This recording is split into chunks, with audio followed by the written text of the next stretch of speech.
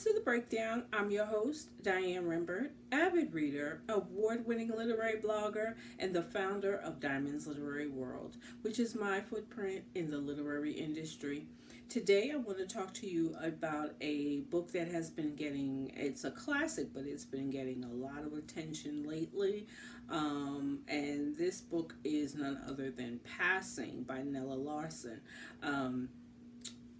Now, if you are a subscriber to Netflix, you know that this book has been adapted into a just about 2 hour film on Netflix, and it's also the first book of the Netflix book club, which led me to pick it up because I wanted to see what the all the hoopla was, and I'm glad that I did. So let's get into Passing.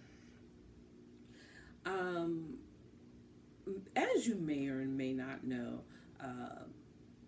our ancestry is very rich, and there are several different elements to who we are as a people.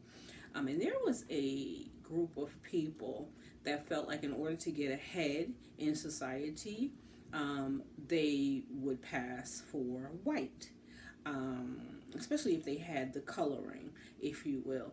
Some were, we often refer to them as high yellow, some because of their direct lineage, they could pass for white, and so some took advantage of that. And this particular book speaks of that. We have we have two women who are passing. One passes for convenience. She lives in Harlem with her doctor husband and her two children, two sons, and she goes shopping and is afraid of being recognized, or acknowledged for her deceit. And she goes to a hotel one day, and she runs across a childhood friend named Clare. Um, Now, Clare is a piece of work. She was a piece of work in the book. She is a piece of work in the film. Let me just sidetrack here and say that this is one of the best book adaptations or film adaptations of a book that I have seen in a long time.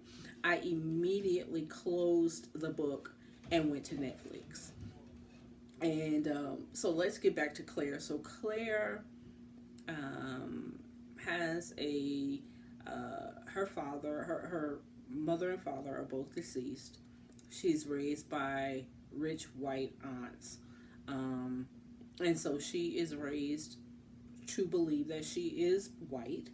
Um, and she uses that to her advantage. Now, she has married a man who has absolutely no idea who or what she is. As a matter of fact, it's a joke in their home, um, that he calls her Nig.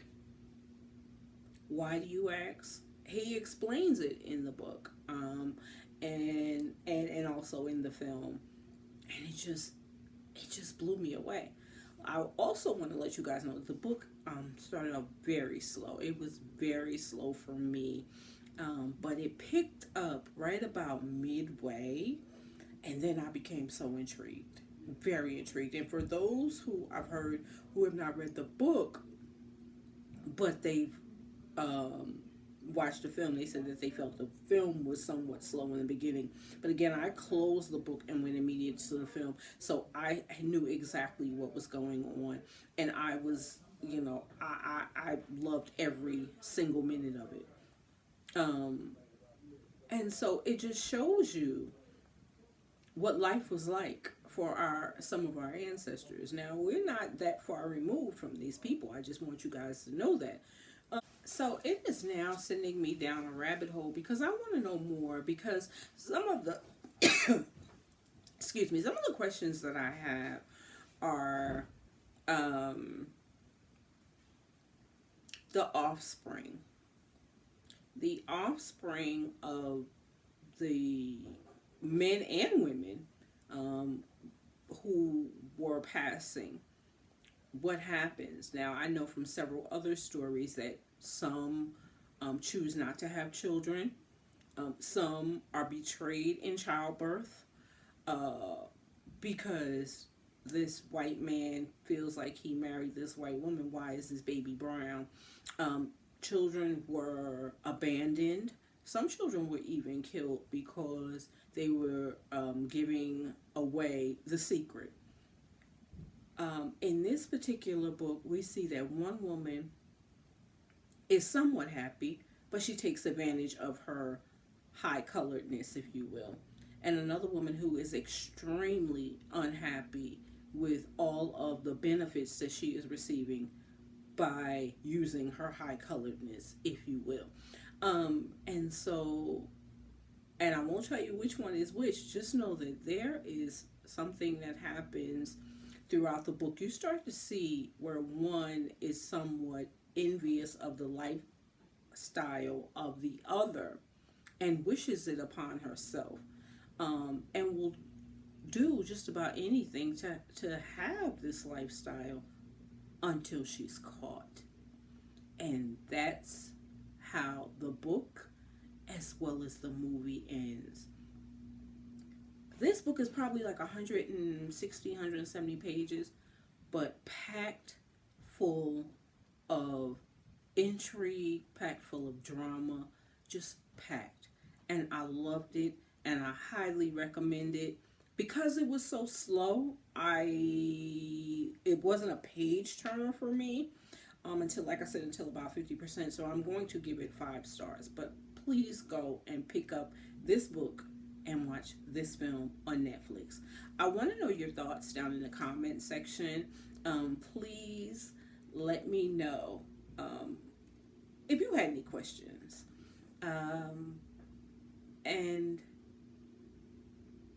And I want to take a minute to thank everyone who has watched this video.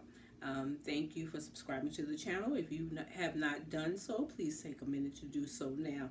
I have so much more content to bring you guys. Oh yeah, and it's hoodie season. So it says we went from picking cotton to picking presidents. Hello, hello. I thought this was just so apropos for the book that we're talking about, because back then we couldn't. We were not allowed to pick our presidents. Today we are allowed. We are allowed to pick our presidents as well as our local officials, and so we need to utilize that at any turn, because it is so important. If you have not spoken to your children or just those around you who do not believe in voting, just tell them the importance, and let's all come together for the common good. With that being said, I hope that everyone has a pleasant end of the year, as well as a prosperous and successful 2022. Let's get it. Until next time, happy reading and be blessed.